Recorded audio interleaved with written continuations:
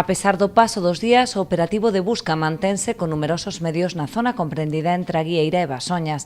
Por terra, mar e aire tratan de dar cos dous mozos que o pasado luns desaparecían a bordo do caiac no que viaxaban. A súa compañeira, que si puido ser rescatada tras alcanzar a nado unha zona rochosa, xa foi dada de alta, posto que as lesións que presentaba non revestían gravidade.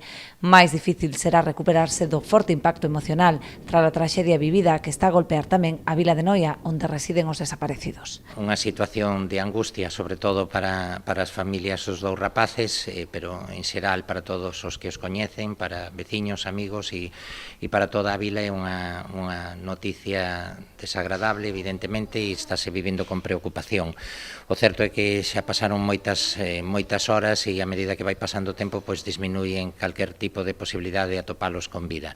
Está traballando un amplio dispositivo, tanto con medios aéreos, acuáticos e tamén un dispositivo de efectivos de protección civil e outro persoal peinando a costa, buscando nas zonas e ampliando a zona de actuación.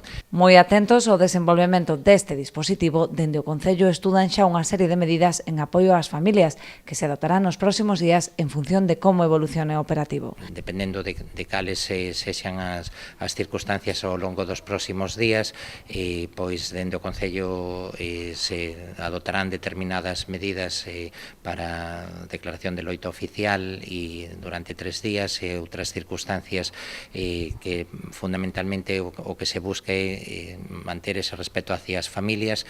Están recibindo apoio psicolóxico por parte de profesionais nunha situación moi complicada e, bueno, pois desexar que esta situación remate o antes posible, polo menos para acabar con esa angustia. Está previsto que a busca se manteña durante toda a xornada de mañá. Se non hai resultados, podería suspenderse ata pasados varios días, cando se estima que os corpos poderían saír a flote.